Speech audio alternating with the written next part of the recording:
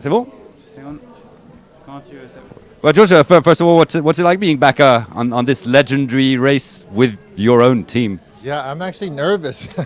I was telling my wife earlier that like there was only two races that I would get nervous for in the year. It would be Paris-Roubaix and a team time trial in Tour de France. And I actually have very similar feelings rolling in here with the team. Obviously, it's a huge honor for us to be invited to this race.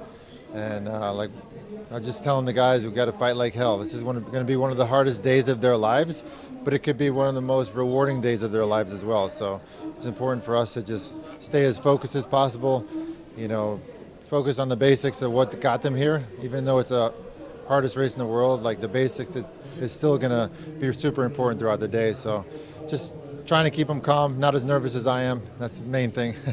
It's a very young team with very little experience on Paris-Roubaix. I think only one of your riders has already done it. We just spoke to Ezra. He really has that light in his eye when we talk about Paris-Roubaix. They're excited. Yeah, Ezra, he's like full of power and no fear, which is the ingredients for a good Paris-Roubaix. So I'm very, very excited to watch him race.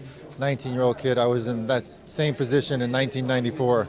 And I remember rolling up the start line. It was snowing, freezing cold, and I had like shorts on and like a short sleeve jersey because I was just so excited to be there. And I think he's got a very similar perspective right now. And I'm just hoping for good luck for him and hope he has a great day. What would be a great day for the team? To have someone in the breakaway, for instance? Obviously, we're a smaller team, so we have modest goals, but we think we can have somebody in the breakaway, we hope. And then Ben Oliver has been riding really, really good. So hopefully he can sneak into a top 20 finish. That'd be a huge accomplishment for us. Merci, monsieur. So you're 19 the first time? Yeah, 19.